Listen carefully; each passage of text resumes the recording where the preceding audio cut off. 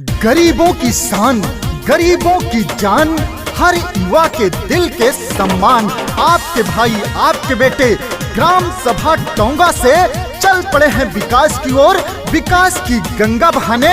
प्रधान पद के प्रत्याशी हिमांशु अग्रहरि उर्फ बाबू भैया जी। मेरे भाइयों एवं बहनों, आने वाले प्रधानी के चुनाव में हिमांशु भैया को अपना प्रधान बनाना है और उनके पिताजी श्री श्याम सुंदर अग्रहरि उर्फ गुड्डू जी के सपनों को सजाना है। टोंगा गांव की जनता सारी अब की कैली हिन तैयारी। टोंगा गांव की जनता सारी अब की कैली हिन तैयारी। मिलके सोच लिहिन हो, हाँ मिलके सोच लिहिन हो, लइका बूढ़ जवानवा प्रधान हिमांशु भैया जी बने, तब ही पूरा होई सबके अरमानवा। प्रधान हिमांशु भैया जी बने।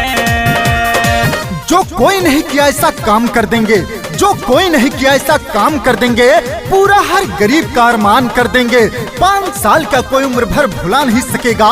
बन के प्रधान आपके अपने ग्राम सभा टोंगा का रोशन नाम कर देंगे आपके भाई, आपके बेटे हिमांशु अग्रहरि जी।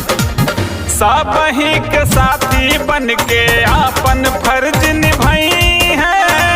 कौनो परेशानी आई दौड़ा चलाई है, दौड़ा चलाई है। हाँ, सब ही के साथी बन के आपन फर्ज निभाई है।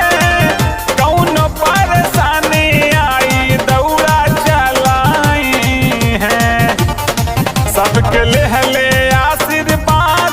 इनके कौनो ना जवाब, सबके लिहले आशीर्वाद, इनके कौनो ना जवाब। हिमांशु भैया सबके, हाँ हिमांशु भैया सबके छुए ले चरणवा।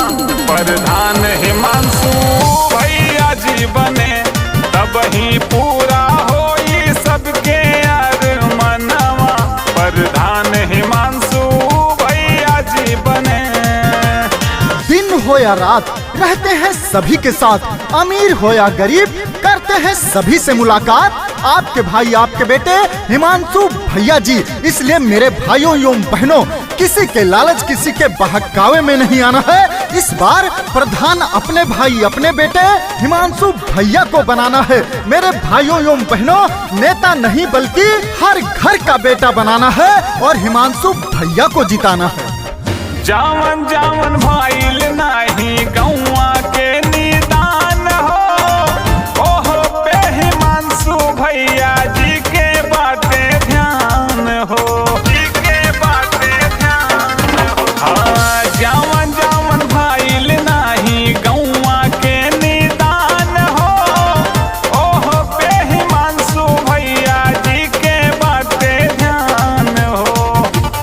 सड़क घर घर तक बनवाई है, इंटरलॉकिंग ये लगवाई है। सड़क घर घर तक बनवाई है, इंटरलॉकिंग ये लगवाई है। भैया पूरा करी है, हाँ भैया पूरा करी है अपन सारा बचनवा।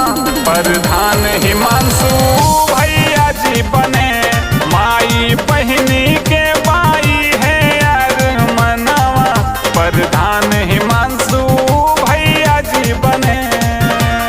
24 घंटे सभी का फोन उठाने वाले, गरीबों को दिल में बसाने वाले, सबका दुख दर्द समझने वाले, सबकी मदद करने वाले आपके भाई, आपके बेटे हिमांशु भैया जी कहते हैं, जब मैं प्रधान बनूंगा तो अपने ग्राम सभा टोंगा को शून्य से शिखर की ओर ले जाने का काम करूंगा, विकास कराने का काम करूंगा। तो याद रखे भाइयों, आपके भाई, आपके बेटे हिमांशु भैया का निवास है चांद लेवा पोस्ट पंडरी, जिला मिर्जापुर। मोबाइल नंबर 9321 57 93 27 और दूसरा नंबर है 63 52 90 11 73। आप कभी भी संपर्क कर सकते हैं।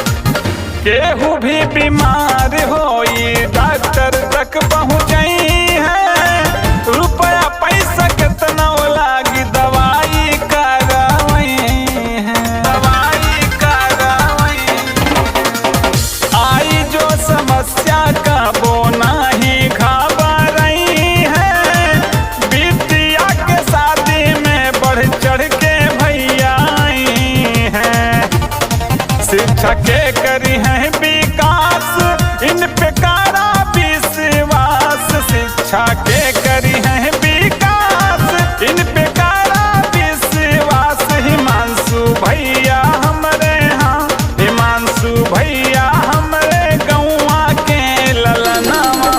प्रधान